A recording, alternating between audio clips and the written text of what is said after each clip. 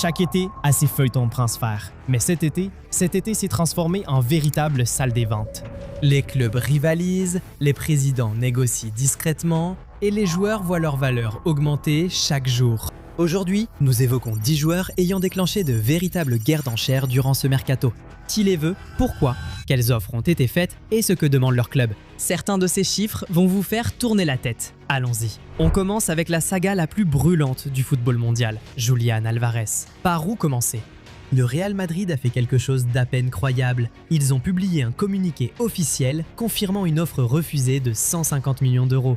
Barcelone a fait sa propre offre d'environ 100 millions et l'Atlético a répondu avec l'un des communiqués les plus virulents jamais écrits par un club, accusant leurs rivaux de fuites calculées, de fausses informations et d'un manque de respect constant.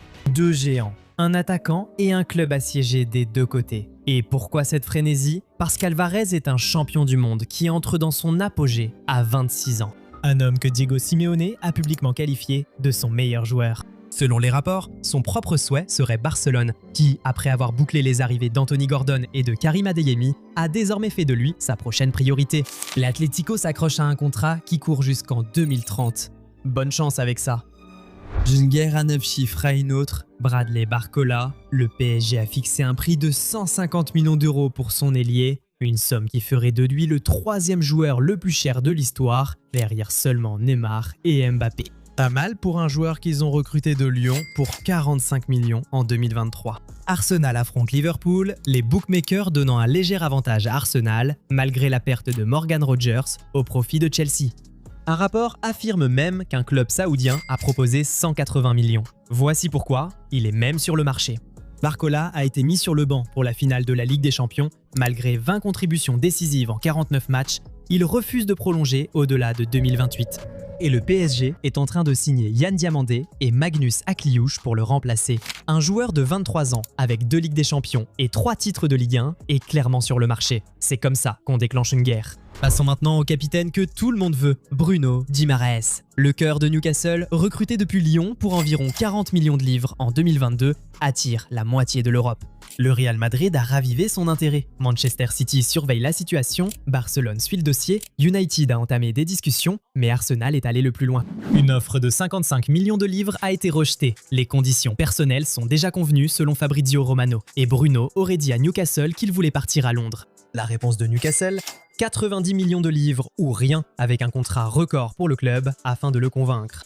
Après avoir vendu Isaac, Gordon et Tonali, perdre l'homme qui a soulevé leur Carabao Cup serait impardonnable. Ce n'est plus une négociation, c'est un siège. Ensuite, la révélation adolescente de la Coupe du Monde, Ayoub Bouhaddi. À 18 ans, il a déjà joué 96 matchs pour Lille et il a été la star du parcours du Maroc jusqu'en quart de finale. C'est remarquable puisqu'il a débuté avec le Maroc seulement lors d'un match amical après avoir changé de nationalité sportive depuis la France quelques semaines avant le tournoi.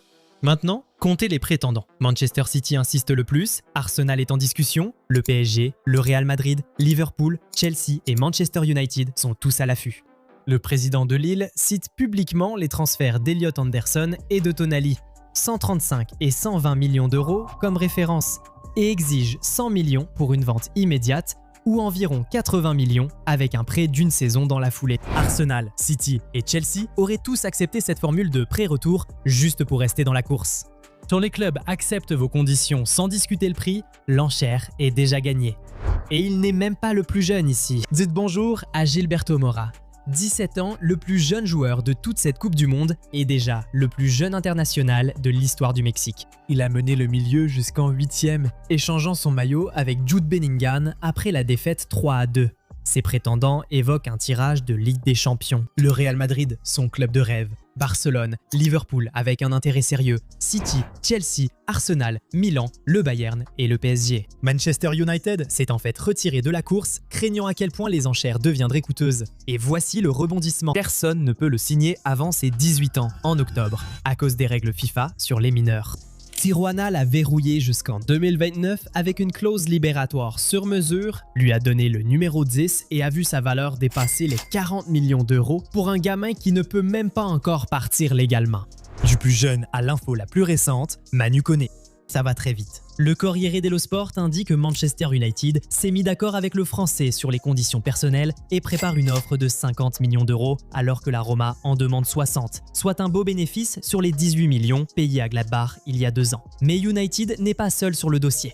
L'Atlético a vu une offre de 34 millions de livres rejetée et n'a pas abandonné.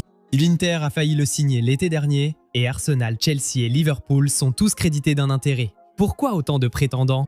Koné a débuté 4 matchs lors d'une Coupe du Monde si réussie qu'il a relégué Aurélien Tchouaméni sur le banc et Patrick Vieira l'a qualifié de meilleur milieu en France.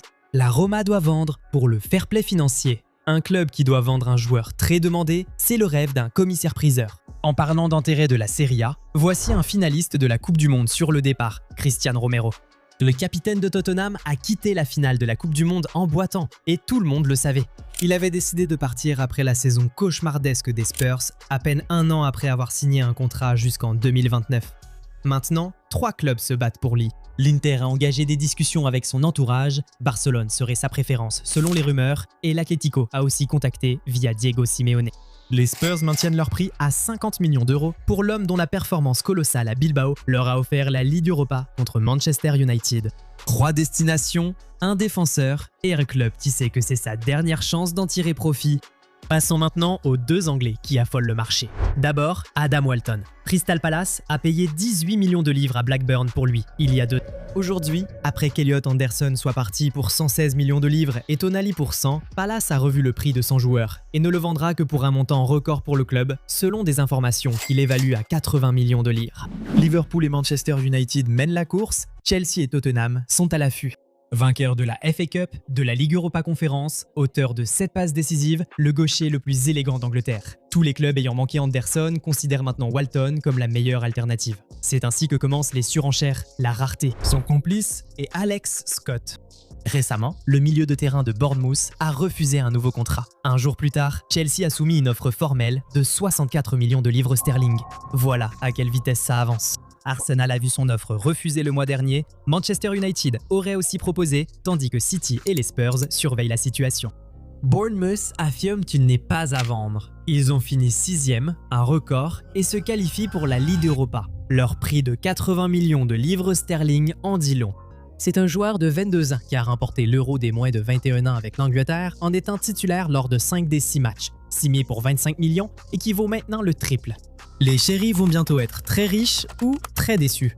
Et on termine avec l'enchère que personne n'avait vu venir, Franchilino Djou, un attaquant bisso-guinéen de 21 ans à Midtjylland au Danemark, qui fait l'objet d'une lutte entre 6 clubs de Première Ligue. Newcastle, Leeds, Everton, Fulham, Brentford et Manchester United l'ont tous supervisé de près. Et on comprend pourquoi. 22 buts en 33 matchs la saison dernière. Meilleur buteur du championnat, vainqueur de la Coupe du Danemark, 1,85 m formé à Benfica et totalement remis de sa blessure au genou. Midtjylland a déjà refusé 25 millions d'euros venant d'Arabie Saoudite et a prévenu tout le monde que les enchères commencent au-dessus du record de transfert danois. Comme l'a dit un article, ce n'est pas une chasse aux bonnes affaires, mais une vente aux enchères à prix de réserve élevé. Voilà tout. 10 joueurs, des dizaines de clubs et des centaines de millions qui fusent comme des confettis. D'un attaquant à 150 millions d'euros convoité par 2 géants espagnols à un jeune de 17 ans que personne ne peut encore signer, en passant par un attaquant basé au Danemark avec 6 clubs à sa porte. C'est toute la beauté et la folie du marché moderne. Quand plus d'un club te veut, le prix n'a plus aucun sens. Alors dis-moi, laquelle de ces enchères va se terminer par un montant record? Et selon toi, quel club va trop payer? Mets tes pronostics dans les commentaires. Lâche un like, abonne-toi et active la cloche pour ne jamais rater une vidéo. On se retrouve dans la prochaine.